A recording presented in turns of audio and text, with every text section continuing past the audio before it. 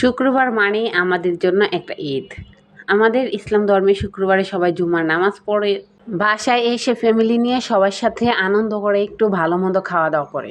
যেমন পোলাও, গরুর মাংস, মুরগির মাংস, রোস্ট, ডিম, বিরিয়ানি, কাচ্চি বিরিয়ানি। আসসালামু আলাইকুম। আমরা সবাই কিন্তু শুক্রবারে আমরা মুসলমানরা মনে করি আমাদের জন্য একটা ছোটোখাটো ঈদ। তাই কিন্তু আমরা ঘরের মধ্যে সবাই একটু ভালো মন্দ খাওয়ার চেষ্টা করি, যেহেতু শুক্রবারে আমাদের এখানে ফ্রাইডে কাজ, অফিস এগুলো সব বন্ধ থাকে। সেই জন্য কিন্তু সবাই একসাথে বসে আনন্দ করে খেতে পারি। আর নয়তো ছেলেরা কিন্তু বাইরে কাজে চলে যায়, আর আমরা কিন্তু মেয়েরা, বাচ্চারা সবাই বাসায়ই থাকি, মুরব্বীরা। তো সেক্ষেত্রে সবার সাথে একসাথে খাওয়া হয় না। তো সেই জন্যই আমি আমার ঘরে আজকে তৈরি করতেছি হচ্ছে ডিম কয়েকটা দিচ্ছি, পোলাও, রোস্ট, আর হচ্ছে একটু জাল মাংস করেছিলাম, চিকেনই করেছিলাম। আর এগুলাই আজকে আমাদের ঘরের রান্না ছিল। তো আপনাদেরকে ওই ভিডিওগুলোই শেয়ার করতেছি, কিভাবে সংক্ষেপে আমি আমাদের বাচ্চাদেরকে একটু রান্না করে দিই। তো ওর আব্বু তো হচ্ছে জাল মাংসটা একটু পছন্দ করে, তো বাচ্চারা তো হচ্ছে রোস্টের মতো খাইতে চায়। তো ওই মাংস থেকেই কয়েক টুকরা তুলে আমি হচ্ছে আপনাদের রোস্টের মতো পাকাই দিয়েছি। সেটাতে হচ্ছে 4টা ডিম দিয়ে দিয়েছি। তো ডিমগুলো ওর আব্বু আবার অনেক পছন্দ করে, এই জন্য ডিম দিয়ে দিয়েছি রোস্টের সাথে।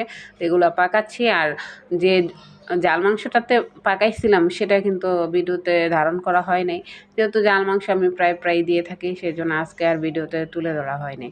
তো আমি এখানে হচ্ছে পেঁয়াজ একটু লাল করে, তারপরে হচ্ছে আদা রসুন পেস্ট দিয়ে, এতে হচ্ছে আপনার টক দই ছিল, বাদাম বাটা, আরও কিছু মশলা বাটা ছিল। এখানে আমি হলুদ মরিচ দিয়ে এটাকে একটু ভালো করে কষিয়ে নিলাম, একটু লবণ দিয়ে দিলাম। তার আগে হচ্ছে আমি ডিমগুলো ভেজে নিয়েছিলাম, রোস্টের মাংসগুলো ভেজে নিয়েছিলাম।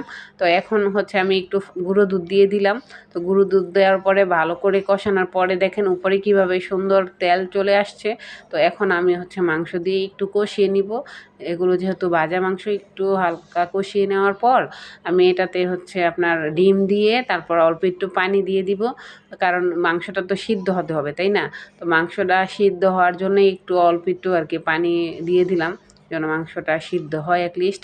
তো এটার ফাঁকে আমি হচ্ছে পোলাওটা করে নিয়েছিলাম, আপনারা হয়তো স্ক্রিনে দেখেছেন। তো এখন হচ্ছে আমি পোলাওর মধ্যে একটি ঘি দিয়ে দিলাম। ঘিটা হচ্ছে একটু ফ্রিজে ছিল, তো নর্মাল ফ্রিজে, এই জন্য একটু আর কি জমাট বেঁধেছিল। তার উপরে আমি পেঁয়াজ বেরেস্তা দিয়ে দিলাম। তো এখন হচ্ছে রোস্টার মধ্যে আমি একটু ঘি দিয়ে দিচ্ছি।